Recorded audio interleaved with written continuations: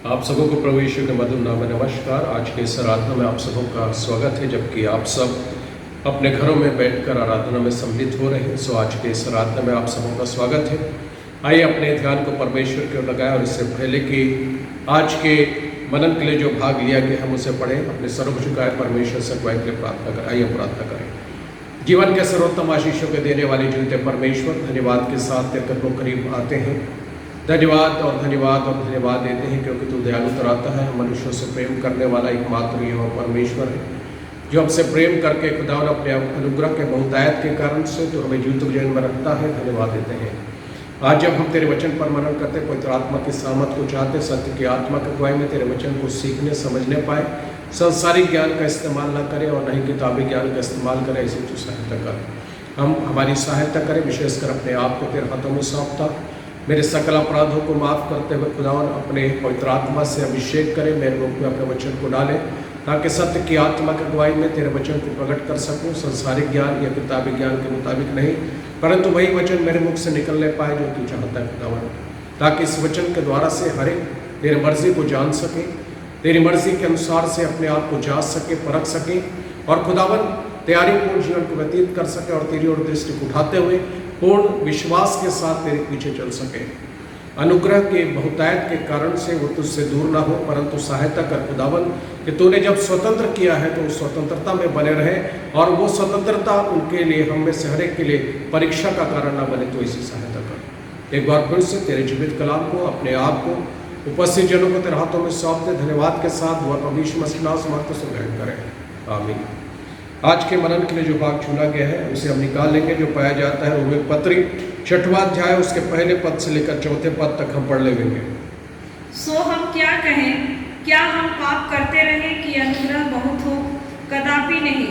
हम जब पाप के लिए मर गए तो फिर आगे को उसमें क्यों कर जीवन बिताएं? क्या तुम नहीं जानते कि हम जितनों ने मसीह यीशु का बपतिस्मा लिया तो उसकी मृत्यु का बपतिस्मा लिया, सो उस मृत्यु का बपतिस्मा पाने से हम उसके साथ गाड़े गए, ताकि जैसे मसीह पिता की महिमा के द्वारा मरे हुओं में से जिलाया गया, वैसे ही हम भी नए जीवन की सी चाल चले। परमेश्वर इस वचन के पढ़े जाने पर और सुने जाने पर आशीष दी। यहाँ पर एक बात कही गई है कि क्या हम पाप करते रहे कि अनुग्रह बहुत हो। मेरे प्यारे भाइयों और बहनों, यहाँ पर एक बात बताया गया है कि जब हमने प्रभु यीशु मसीह को स्वीकार कर लिया है, जब हमने अपना जीवन प्रभु यीशु मसीह को सौंप दिया है, तो हमारे लिए आवश्यक है कि आप पापमय दशा से, शारीरिक दशा से निकालकर आत्मिक दशा में अपने जीवन को व्यतीत करें। क्योंकि यहाँ पर लिखा है कि जब हमने कदापि नहीं, हम जब पाप के लिए मर गए तो फिर आगे को उसमें कैसे जीवन बिताए। क्या तुम नहीं जानते कि हम सब ने, सब जिन्होंने मसीह यीशु का बपतिस्मा लिया उसकी मृत्यु का बपतिस्मा लिया। मैं बताना चाहता हूं मेरे प्यारे भाई और बहनों, इस वचन में इस बात को बताया गया है कि जब हम सब ने पाप को छोड़ दिया और प्रभु यीशु मसीह की मृत्यु का बपतिस्मा ले लिया, तो अब हमें पापमय दशा को अपने जीवन को व्यतीत नहीं करना है। क्योंकि परमेश्वर का वचन कहता है कि जब हम बपतिस्मा लेते हैं तो हम अपने पापों को जानकर, मानकर, पश्चाताप करके, मन फिराव के साथ हम अपने पापों को मानकर, मन फिराव के साथ हम प्रभु विश्वास करके प्रभु यीशु मसीह के पास आते हैं और अपने पापों को मानकर बपतिस्मा लेते हैं, प्रभु यीशु मसीह का अपने व्यक्तिगत उद्धारकर्ता ग्रहण करते हैं। जिस प्रकार से प्रभु यीशु मसीह मर गए और जब उनको गाड़ा गया, जब तक वो कब्र में थे, गाड़े गए थे, तब तक हमारा पाप जिसको लेकर वो क्रूस पर बलिदान हुए तो उसके साथ था। लेकिन जैसे प्रभु यीशु मसीह जी उठे, वो पाप उसी कब्र में दफन हो गया। उसी रीति से जिस प्रकार से हम जब बपतिस्मा लेते हैं, पानी के अंदर जाते हैं, हमारा पाप जो हमने किया है, जिससे हमने पश्चाताप किया है, वो पाप हमारे साथ रहता है। लेकिन जब हम पानी के अंदर जाकर जब पानी से बाहर आते हैं, हमारा जो पाप है पानी में दफन हो जाता है। वहां से हम जब पानी के बाहर आते हैं, वहां से प्रभु यीशु मसीह के मृत्यु के बपतिस्मा को लेकर हम पानी के ऊपर आते हैं और हम प्रभु यीशु मसीह के साथ अपने जीवन को करते हैं। परमेश्वर इस वचन के द्वारा से इस बात को मुझे और आपको अपने दासों के द्वारा सिखाना चाहता है कि हम जब अपने पाप को छोड़ गए, जिस पाप को हमने उस बपतिस्मा लेते समय दफन कर दिया है, अब वो पाप का अस्तित्व मेरे और आपके जीवन में नहीं पाया जाना है। उस पाप को मेरे जीवन में नहीं होना है। ठीक इसी प्रकार की एक घटना हम परमेश्वर के जीवित कलाम में पाते हैं। प्रेरितों के काम उसका 2 अध्याय उसके 37 पद से लेकर 41 पद तक पढ़ेंगे तो वहां पर हम पाते हैं कि किस रीति से लोगों ने परमेश्वर के वचन को सुना, उनके हृदय छिद गए और किस रीति से उन्होंने बपतिस्मा लेकर अपने पाप को दफन करके, प्रभु यीशु मसीह की मृत्यु का बपतिस्मा लेकर पाप को दफन करके वो प्रभु यीशु मसीह के साथ चल रहे। आप पाप में दशा में जीवन व्यतीत नहीं कर रहे। उनके जीवन में एक परिवर्तन दिख रहा है। अब वो शारीरिक नहीं परंतु आत्मिक मनुष्य के रूप में जीवन व्यतीत कर रहे हैं। क्योंकि यहाँ पर यदि हम पाएंगे तो यहाँ पर लिखा है, अतः उस मृत्यु का बपतिस्मा पाने से हम उसके साथ गाड़े गए, ताकि जैसे मसीह पिता की महिमा के द्वारा मरे हुए में से जिलाया गया, वैसे ही हम भी नए जीवन किसी चाल चले। हम भी जिलाए गए। हमने पापों को लेकर बपतिस्मा लिया, प्रभु यीशु मसीह की मृत्यु का बपतिस्मा लिया तो हम मर गए। जिस प्रकार से प्रभु यीशु मसीह मर गए, गाड़े गए, उसी रीति से हमको पानी में डुबाया गया।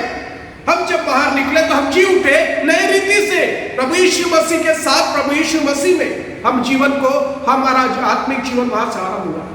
यहाँ पर ठीक उसी रीति से हम पाते हैं। प्रेरितों के काम को हम पढ़ लेंगे। प्रेरितों के काम उसका 2 अध्याय 37 से लेकर 41 पद तक। तब सुनने वालों के हृदय छिद गए और वे पतरस और शेष प्रेरितों से पूछने लगे कि हे भाइयों, हम क्या करें। अब थोड़ी देर रुकेंगे। यहाँ पर लिखा है, तब सुनने वालों के हृदय छिद गए। क्यों छिद गए? क्योंकि उनके पास मांस और लहू का हृदय था। वो पत्थर के हृदय को लेकर नहीं आए थे। पत्थर के हृदय को लेकर प्रभु यीशु मसीह के वचन को नहीं सुन रहे थे, परंतु वो मांस और लहू के हृदय को लेकर वहां पर वचन को सुन रहे थे। इसलिए वचन उनके हृदय में काम किया, उनके हृदय छिद गए। क्योंकि परमेश्वर का वचन कहता है, उसका वचन जो है दोधारी तलवार से बढ़कर है, जो हमारे गांठ गांठ गुदे गुदे को आर पार छेदता है। और ये वचन जो दोधारी तलवार के रूप में इनके हृदय को छेद गया। और जब इनके हृदय छिद गए, उस वचन को सुनने के द्वारा इनका हृदय छिद गया। तो एक बात यहाँ पर हम देखते हैं, तो आगे लिखा हुआ है, पतरस ने उनसे कहा, पढ़िए क्या लिखा है। पतरस ने उनसे कहा, मन फिराओ और तुम में से हर एक अपने अपने पापों की क्षमा के लिए यीशु मसीह के नाम से। यहाँ पर ये प्रेरितों से पूछने लगे, हे भाइयों, हम क्या करें। कब पूछने लगे? जब परमेश्वर का वचन हृदय में काम कर गया। अब एक बात उनके सामने, अब हमें करना क्या है। उस समय एक बात उनके सामने आई कि अब हमें करना क्या है। जब उनके हृदय छिद गए, जब उन्होंने वचन को सुना और उन्होंने उस पत्थर और मांस और लहू के हृदय को लेकर आकर वचन को सुना और उस वचन के द्वारा से जो दोधारी तलवार से बढ़कर उनके हृदय को छेद दिया, तब वो क्वेश्चन करते हैं, हम क्या करें। तब यहाँ पर लिखा है, पतरस ने कहा, मन फिराओ और तुम में से हर एक अपने पापों की क्षमा के लिए यीशु मसीह के नाम से बपतिस्मा ले। मतलब क्या है? अपने पापों को लेकर प्रभु यीशु मसीह के समान पानी में जाए और वहां से अपने नए जीवन को आरंभ करे प्रभु यीशु मसीह के साथ। ये बात पतरस उन लोगों को सिखा रहा है। और जब पतरस ने उनको सिखाया और बहुत सी बातों को गवाहों के साथ उन्हें समझाया गया, तब परमेश्वर का वचन इस बात को कहता है कि उन्होंने जिस उसका वचन ग्रहण किया, उन्होंने बपतिस्मा लिया और उसी दिन 3000 मनुष्यों के लगभग उनमें मिल गए। 3000 लोगों के हृदय छूले थे। 3000 के लोगों ने परमेश्वर के उस प्रेम को अपने हृदय से जाना था। उन्होंने पहचाना था प्रभु यीशु मसीह के प्रेम को। और यहां पर इसी बात को कहा गया कि उन्होंने बपतिस्मा लिया, वो करीब 3000 के लोग थे। अब जब बपतिस्मा ले लिया, जब नया जीवन उन्हें मिल गया, अब अपने पापों को दफन करके वो बाहर आकर प्रभु यीशु मसीह में नया जीवन प्राप्त कर लिए, जी उठे हैं आत्मिक रूप से। तो यहाँ पर परमेश्वर का वचन कहता है 42 पद में क्या लिखा, पढ़िए। और वे प्रेरितों से अब वो क्या कर रहे हैं? सीख रहे हैं आत्मिक रूप से कैसे उन्हें प्रभु में बढ़ना है। अब उन्हें किस रीति से प्रभु में बढ़ना है, प्रेरितों से शिक्षा प्राप्त कर रहे हैं। वचन को उनको सिखाया जा रहा है ताकि वो वचन में और अधिकाई के साथ बढ़ते चले जाएं। क्योंकि परमेश्वर का वचन कहता है, यदि आप परमेश्वर के वचन में पढ़ेंगे तो वहां पर लिखा है, यदि आप यूहन्ना 8:31 और 32 को पढ़ेंगे, यूहन्ना 8:31-32 को, तो वहां पर क्या लिखा है, पढ़िए।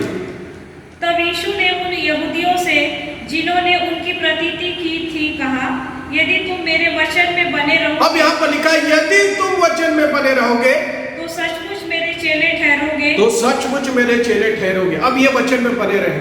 बने रहने के लिए क्या कर रहे हैं, सीख रहे हैं। हमें किस रीति से प्रभु में बने रहना है, किस रीति से हमें प्रभु में आगे बढ़ना है।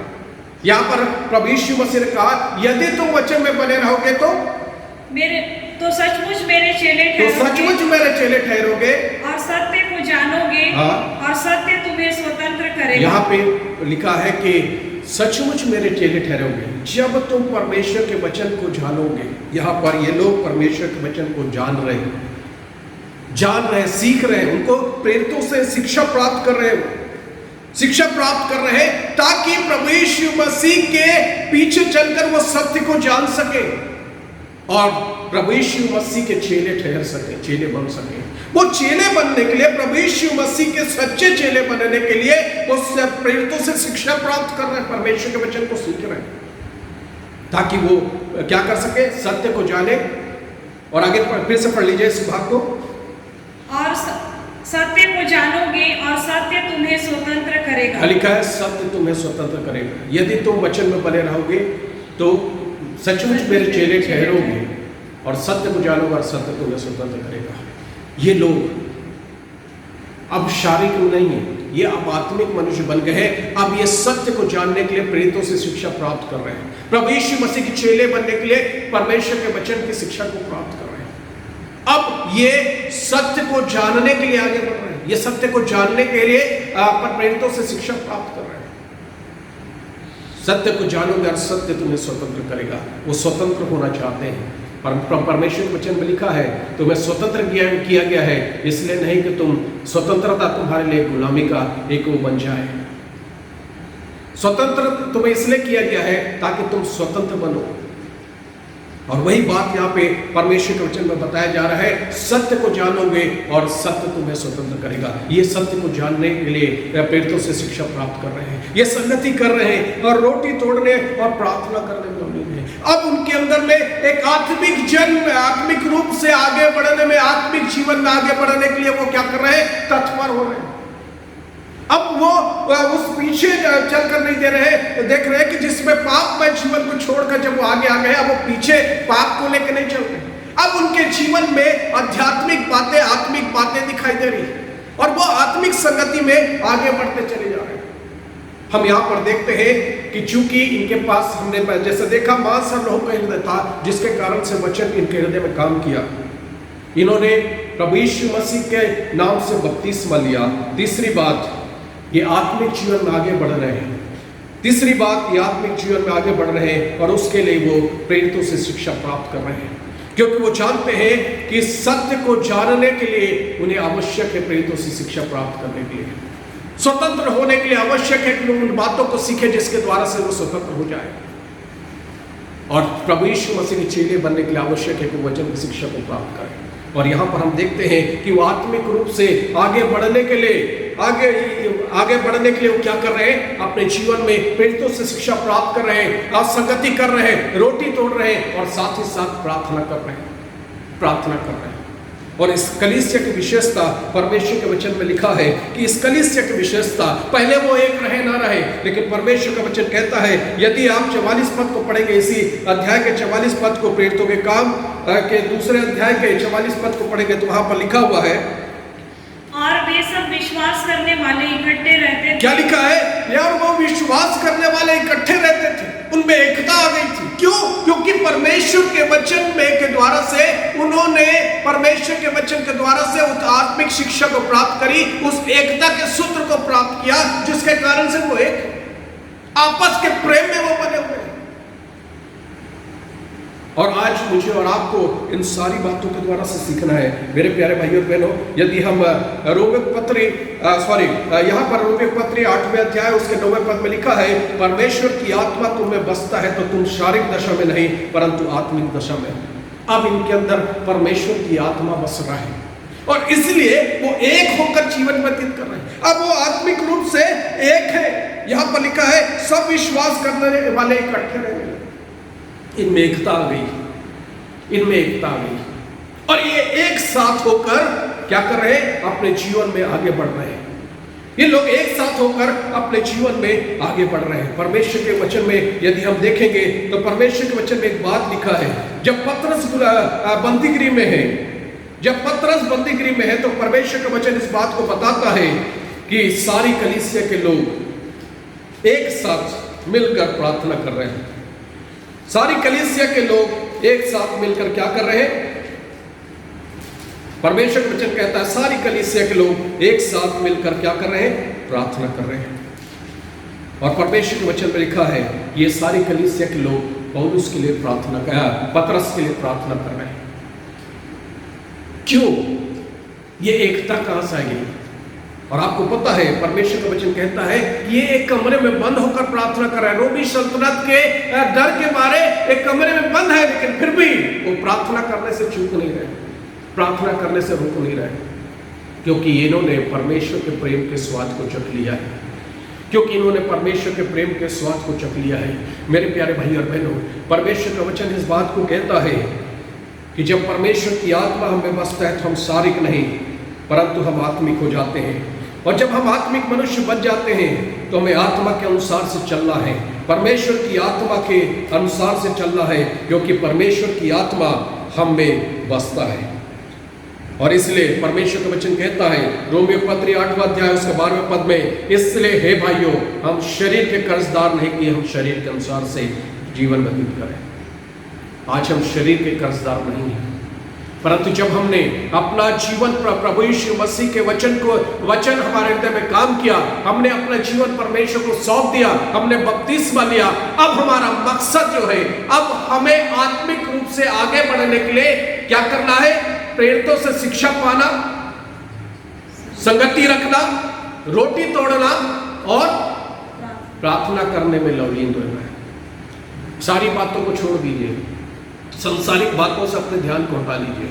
आत्मिक मनुष्य की यह दशा होनी है, यह आत्मिक मनुष्य के जीवन में होना है, तभी वो आत्मिक रूप से आगे बढ़ेगा, सत्य को और गहराई के साथ जानेगा, और वो क्या होगा? स्वतंत्र होगा। क्योंकि प्रभु ने मुझे और आपको गुलाम बनाने के लिए नहीं बुलाया, उसने मुझे स्वतंत्र होने के लिए बुलाया है। और प्रभु चाहता है कि मैं और आप स्वतंत्र बने, गुलाम बनकर जिंदगी मत व्यतीत करें। क्योंकि परमेश्वर के वचन में लिखा है, जब तुम, पौलुस कहता है, जब तुम उस दिन को आते देखो तो और अधिकाई के साथ मिला करो। आज आत्मिक रूप से आगे बढ़ने के लिए, विषम परिस्थितियों के लिए आत्मिक स्तर को आगे ऊंचा उठाने के लिए आज आवश्यक है कि हम संगति के लिए तत्पर हो जाएं। और आज सबसे दुखद पहलू ये है कि आज हम पारिवारिक रूप में, आज लॉकडाउन का समय है, आज कोरोना के कारण से सब लोग अपने घरों में एक दूसरे के साथ मुलाकात नहीं कर पा रहे, घरेलू प्रार्थना मीटिंग्स बंद हो चुकी है, आराधना बंद हो चुकी है, ऑनलाइन आराधना चल रही है, ऑनलाइन आराधना चल रही है। ऐसे समय में क्या मैं और आप अपने परिवार के साथ संगति कर रहे हैं? क्योंकि परमेश्वर के वचन में लिखा है, मत्ती रचित सुसमाचार में इस बात को बताया गया है, जहां पर 2 या 3 मेरे नाम से इकट्ठे होते हैं वहां पर उपस्थित होता हूं। परमेश्वर खुला आमंत्रण आपके पास देना चाहता है। प्रभु यीशु मसीह इस बात को कहता है, जहां पर 2 या 3 मेरे नाम से इकट्ठा होना चाहता है, होते हैं वहां पर मैं उपस्थित होता हूं। एक परिवार की मिनिमम संख्या मैं बताना चाहता हूं। प्रभु तो आपके बीच में आना चाहता है, लेकिन क्या आज क्या आप और मैं, क्या प्रभु को चाहते हैं कि प्रभु हमारे परिवार में के बीच में रहे? क्या आज मैं और आप प्रभु यीशु मसीह के साथ संगति करना चाहते हैं? क्योंकि मेरे प्यारे भाई और बहनों, ये समय है आत्मिक रूप से स्ट्रांग बनने का, ये समय है आत्मिक रूप से अपने स्तर को ऊंचा उठाने का। अब शरीर के अनुसार जीवन व्यतीत करने का समय नहीं है। हम कर्जदार नहीं है शरीर के कि हम शरीर के अनुसार जीवन व्यतीत करें, परंतु अब आत्मा, जो परमेश्वर की आत्मा हमें मिली है, परमेश्वर की आत्मा जब हमें बसता है, परमेश्वर ने अपनी आत्मा हमें दी है, सत्य की आत्मा को दी है, तो आज हमें आवश्यक है कि हम आत्मिक रूप में स्ट्रांग बने। हम आत्मिक रूप में हम क्या बने? मजबूत बने। आज हमें आवश्यक है, आज हमें आवश्यक है। परमेश्वर चाहता है कि आज हम बड़े विस्तृत रूप में हम मिल नहीं सकते, अब एक बड़े झुंड के रूप में नहीं मिल सकते, लेकिन प्रभु कहता है, जहां पर 2 या 3 मेरे नाम से इकट्ठे होते वहां पर मैं उपस्थित होता हूँ। आज पारिवारिक आराधना, जब सारा संगति, हम बाहरी रूप से संगति नहीं कर सकते, मीटिंग्स में नहीं जा सकते, ऐसे समय में क्या मैं और आप इस विषम परिस्थिति में पारिवारिक रूप में संगति कर रहे हैं? क्या आज मैं और आप शिक्षा को प्राप्त करने के लिए इकट्ठे हो रहे हैं? क्या आज मैं और आप प्रार्थना करने के लिए इकट्ठे हो रहे हैं? आज खाली समय में हमारे हाथों में मोबाइल होते हैं। आज खाली समय में हम टीवी पे के सामने बैठकर टीवी देखते रहते हैं। परमेश्वर चाहता है ये समय बर्बाद करने का नहीं है, ये समय व्यर्थ बातों में गंवाने का नहीं है, ये समय आत्मिक रूप से स्ट्रांग होने का है, ये समय आत्मिक रूप से परिपक्व होने का है, ये समय हमें आत्मिक रूप से सुदौर होने का है। ये परमेश्वर चाहता है, क्योंकि परमेश्वर बार बार इस बात को कहता है कि तुम शारीरिक नहीं हो, तुम शारीरिक नहीं हो परंतु आत्मिक हो। आज मुझे और आपको सीखने की आवश्यकता है कि परमेश्वर की आत्मा जब मेरे अंदर बसता है तो मुझे आत्मिक मनुष्य के समान जीवन व्यतीत करना है, मुझे आत्मिक मनुष्य के समान अपने जीवन को व्यतीत करना है। क्योंकि लिखा है, क्योंकि शारीरिक व्यक्ति शरीर के बातों पर मन लगाते हैं परंतु आध्यात्मिक आत्मा की बातों पर मन लगाते हैं।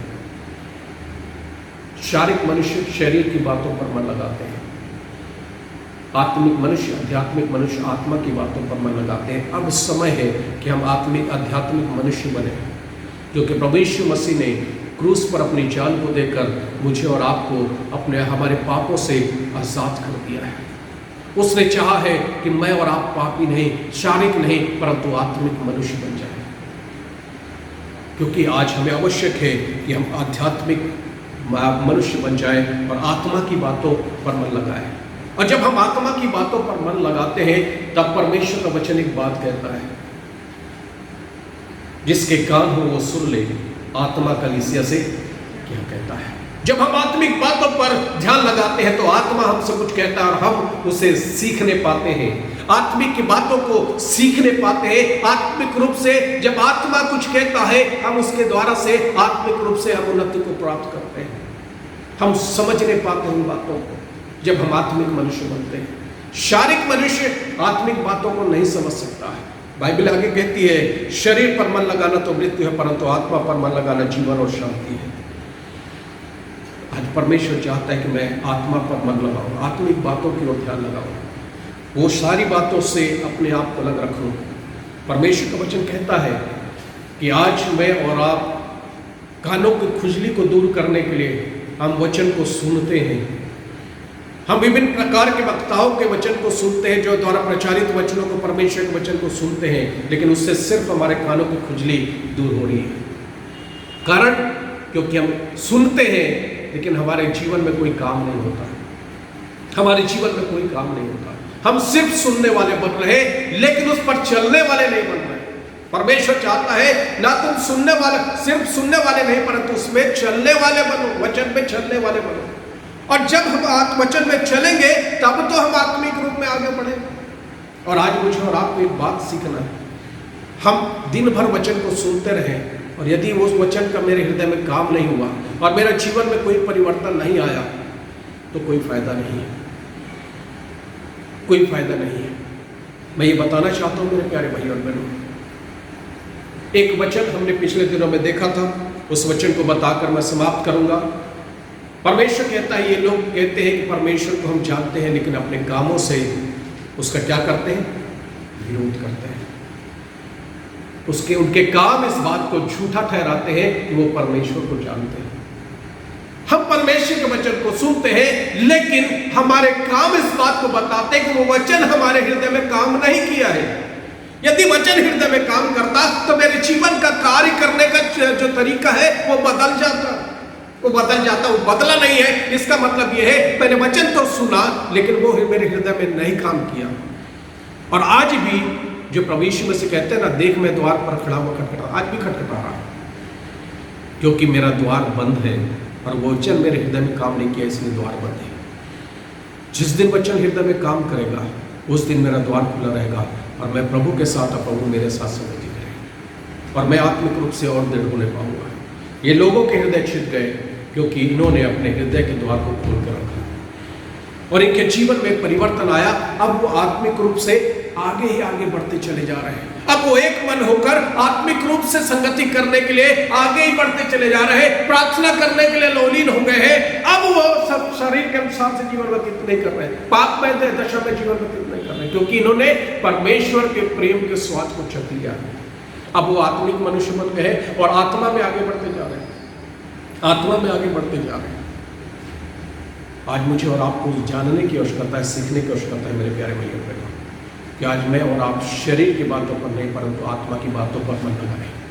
आत्मिक रूप से उन्नति प्राप्त करें, आत्मिक रूप से सुदृढ़ बने, आत्मिक रूप से हम प्रोग्रेस करें, ताकि विषम परिस्थितियों में हम जब सताए जाए हम विश्वास में स्थिर रह सकें।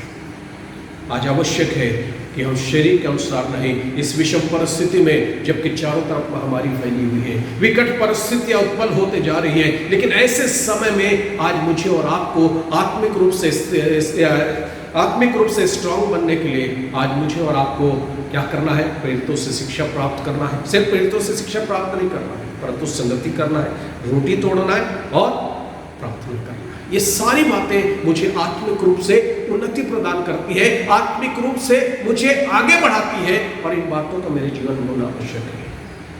आज जब मैं अन्यजाति भाइयों के साथ संगति करता, आज जब मैं अन्यजाति भाइयों के बीच में रहता, अन्यजाति बहनों के बीच में, अन्यजाति परिवारों के बीच में रहता, तो मैं एक बात पाता, हमारे जीवन के द्वारा एक बात पाते हैं, क्योंकि वो नहीं जानते। एक उदाहरण बताकर मैं समाप्त करूंगा।